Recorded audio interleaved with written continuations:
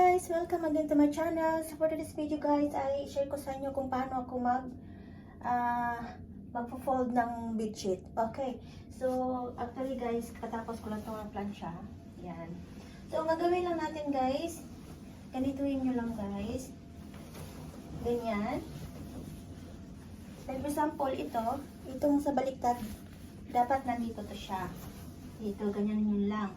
Pagkatapos, ito sa kabila naman, ganahin nyo lang, ipasok nyo yung kamay nyo dito, tapos sa kabila naman ipasok nyo dito, tapos ipasok nyo dito sa ilalim, ayan, yan, magkaano na silang dalawa, yan, nagkatugma na, tapos, pasok nyo dyan, tapos ito namang isa, syempre, maliit tayo, so hindi natin magayang ganyanin yung bedsheet, so syempre, isa-isahin natin. Yan, ito namang isa, ipasok dito. Yan, sa ilalim. Yan, ganyan na siya, oh. Ayan, tapos, ganyanin nyo na. Ganyanin. Yung mga wrinkles niya. Ayan, tapos ilagay mo yan dyan.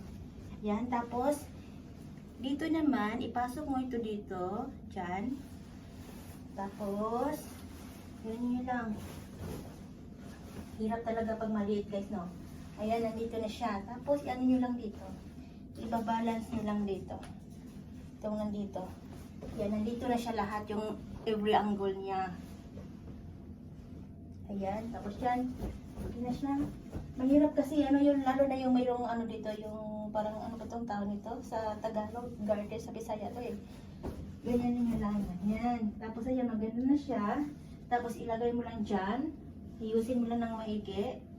Tapos ganyan, i-fold mo na para maganda siyang tingnan. Hindi masyadong ma-wrinkles. Yan. Yan, tapos parang normal na nagpo-fold ka na lang.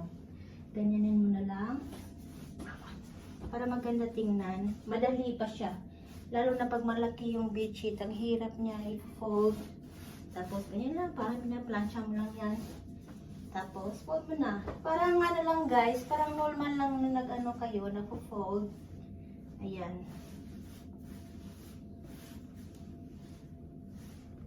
Ganito ako magpo-fold ng ng bedsheet pag guys. Ayan guys, tapos na siya. Ayan, tapos na siya. O, diba? O, ayan, maganda na siya tingnan. So, ayan. I hope may na-learn kayo guys. Ayan.